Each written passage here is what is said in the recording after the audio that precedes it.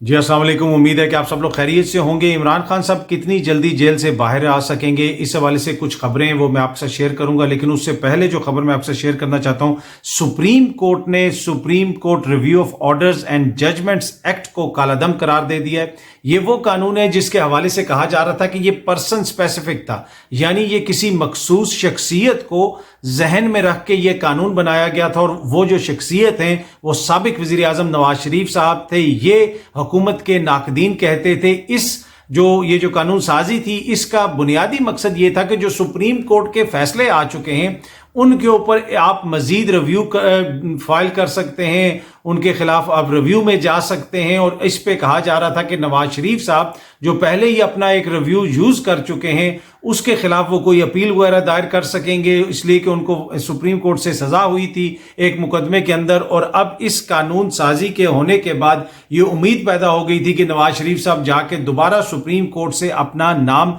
Clear करवा लेंगे, लेकिन अब सुप्रीम कोर्ट ने इस कानून को कालादम करार दे दिया। सुप्रीम कोर्ट का यह कहना है कि आप इस तरह सानवी कानून साजी, आम कानून साजी के जरिए इस किस्म का कानून नहीं बना सकते। इसके लिए आपको आइन में तरमीम की जरूरत है। अगर पार्लियामेंट बनाना चाहती है इस हवाले से कोई कानून, तो फिर वो 2/3 अक्सरियत से बनाना पड़ेगा। ये नहीं हो सकता कि 4 बंदे मिलके या 10 बंदे मिलके या 100 बंदे मिलके, जितनी भी उस वक्त अक्सरियत हो असेंबली के अंदर, वो कोई कानून बना दें और वो पास हो जाए। नहीं, ये सिंपल मेजॉरिटी से नहीं बनने वाला कानून, ये 2/3 अक्सरियत से कानून बनेगा, क्योंकि ये आइन की जो बुनियादी शक्ल है ये उसमें तब्दीली करता है। इस वजह से इस कानून को कालादम करार दे दिया गया। अब इससे नवाज शरीफ साहब के लिए क्या मुश्किलात पैदा हो सकती हैं उस पर भी मैं आता हूं, लेकिन ये जो फैसला आया ये बड़ा इंपॉर्टेंट है। मैंने आपके साथ कुछ दिन पहले अपने एक व्लॉग के अंदर जिक्र किया था कि जो 14 मई के इलेक्शंस का फैसला है वो इन फील्ड है, वो फैसला अपनी जगह पे वहां पे मौजूद है। अब इस कानून के बनने के बाद उसके खिलाफ दोबारा अपील हो सकती थी, उसके खिलाफ दोबारा आप जा सकते थे रिव्यू वगैरह में। अब वो जो फैसला है वो भी एक तरह से हतमी हो गया, ये कानून खत्म हो गया। उस फैसले को अब मजीद आगे आप नहीं लेके जा सकते, मजीद उसके ऊपर मजीद कानूनी चाराजोई नहीं कर सकते कि जनाब इसके ऊपर भी हम अपील करेंगे, अब ये करेंगे, क्योंकि ये जो review of orders and judgement act आया है इसमें ये गुंजाइश है, तो उन गुंजाइशों को यूज करके कानूनी अमल को मजीद आगे बढ़ाएंगे। अब वो भी नहीं हो सकता, तो वो फैसला भी हतमी हो गया है। अब उसके क्या कॉन्सिक्वेंसेज होंगे, मैंने कुछ दिन पहले भी आपसे ये शेयर किया था कि ये नहीं हो सकता कि सुप्रीम कोर्ट के फैसले को आप ना माने तो उसके कोई लीगल कॉन्सिक्वेंसेज ना हो। अभी नहीं होंगे तो 2 महीने बाद होंगे, 2 महीने नहीं बाद होंगे तो 4 महीने बाद होंगे, या 4 साल बाद होंगे। तो अब बड़ी जल्दी ये फैसला भी आ गया है और इस कानून को कालादम भी करार दे दिया है। अब देखते हैं कि वो जो फैसला है उसकी वजह से आगे जाके क्या असर पड़ता है। वो जो 90 रोज के अंदर आपने इलेक्शंस करवाने हैं हर सूरत में, वो सुप्रीम कोर्ट का फैसला है। अब जो ये कह रहे हैं कि हम इलेक्शंस को आगे लेके जाएंगे या हल्का बंदियों की वजह से इलेक्शंस आगे जा सकते हैं या खदशा है, अब उसके ऊपर भी मुश्किलात खड़ी होंगी, कानूनी मुश्किलात खड़ी होंगी, इसलिए कि वो 14 मई वाला फैसला आड़े आएगा। सुप्रीम कोर्ट एक हतमी फैसला दे चुकी है कि इंतखाबात आपने 90 रोज के अंदर ही करवाने हैं और 90 रोज के अंदर आपको करवाने पड़ेंगे। अब देखते हैं ये इस लिहाज से चीजें आगे किस तरफ जाती हैं। जहां तक नवाज शरीफ साहब का ताल्लुक है, ये सिर्फ देखें इस फैसले या इस केस तक उनका मुस्तकबिल महदूद नहीं है।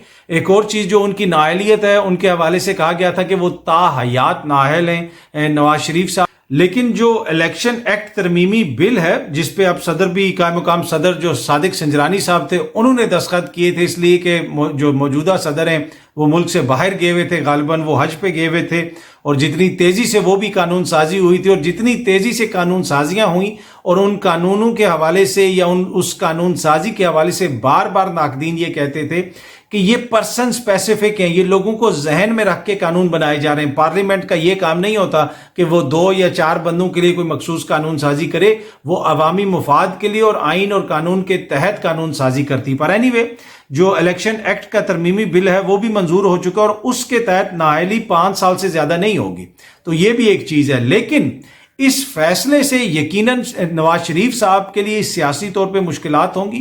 वो जो उनका बयानिया है ना कि जी उनको गलत तरीके से कन्विक्ट किया गया, अब उनकी कन्विक्शन खत्म नहीं करवाई जा सकेगी, उनको जो सजा हुई थी सुप्रीम कोर्ट से उसको खत्म नहीं करवाया जा सकेगा।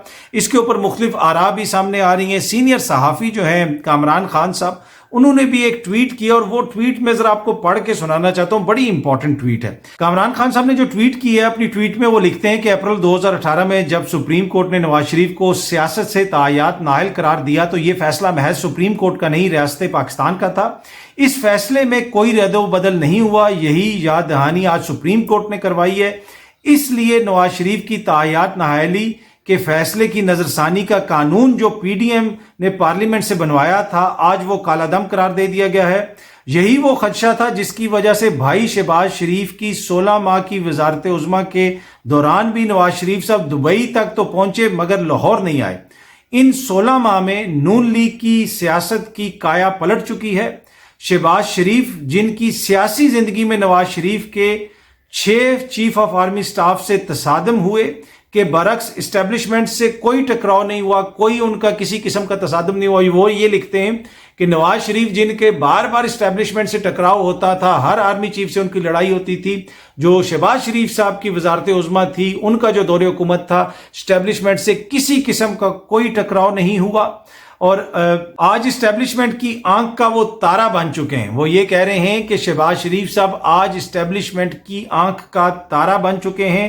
مشورہ نواز شریف صاحب کے لیے یہی ہے کہ وہ مے فیئر سے پاکستان کی سیاست کے مزے لیتے رہیں. تو انہوں نے نواز شریف صاحب کو یہ کہا ہے کہ بس آپ ادھر ہی لندن میں ہی رہیں. یہ آپ کے لیے واضح فیصلہ ہے کہ شہباز شریف صاحب جو ہیں وہ اتنے قریب آ چکے ہیں, سسٹم کے اندر اتنی انگریس کر چکے ہیں کہ آگے وہی وزیر اعظم بنیں گے اگر نون لیگ کو موقع ملتا ہے. اب نواز شریف صاحب اس کے اوپر اس مشورے پہ عمل کرتے ہیں یا نہیں کرتے وہ ایک الگ بحث ہے, پر اینی وے یہ کافی مسائل ہوں گے ان لوگوں کے لیے جنہوں نے اس سارے عرصے کے دوران مختلف قانون سازیاں کی, پرسن اسپیسیفک قانون سازیاں کی, اور اس کے ساتھ ساتھ جنہوں نے سپریم کورٹ کے احکامات پر عمل درآمد نہیں کیا. میں بار بار عرض کر رہا ہوں کہ ابھی نہیں تو 2 مہینے بعد, 2 مہینے بعد نہیں تو 4 مہینے بعد, 4 مہینے بعد نہیں تو 4 سال بعد اس کے کانسیکوینسز کا سامنا کرنا پڑے گا ان لوگوں کو جنہوں نے عدالت کے فیصلوں کے اوپر عمل درآمد نہیں کیا.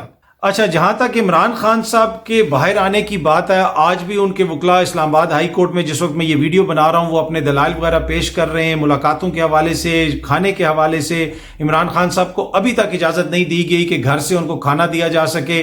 نواز شریف صاحب کا کھانا گھر سے آتا تھا. آج اسلام آباد ہائی کورٹ کے جو چیف جسٹس ہیں انہوں نے بھی اس طرف اشارہ کیا کہ ایک اور ہائی پروفائل جو سیاسی فگر تھی ان کا کھانا تو گھر سے آ جاتا تھا, عمران خان صاحب کو کیوں نہیں کھانا گھر سے دیا جا رہا. لیکن اب دیکھنے کی چیز یہ ہے کہ اپنے فیصلے کے اندر اسلام آباد کے چیف جسٹس اب کیا لکھتے ہیں. جہاں تک خان صاحب کے باہر آنے کا تعلق ہے, اگر آپ یہ سامنے خبر دیکھیں تو عمران خان صاحب کی 7 مقدمات میں عبوری ضمانتیں مسترد کر دی گئی ہیں. یہ سداد دہشت گردی کی عدالت نے ان کی درخواستیں مسترد کی ہیں. 9 مئی کے حوالے سے جو مختلف مقدمات ہیں اس میں وہ جو ذلت شاہ کے مبینہ قتل کا مقدمہ ہے وہ بھی شامل ہے. ان تمام مقدمات کے اندر عمران خان صاحب کی ضمانتیں منسوخ کر دی گئی ہیں.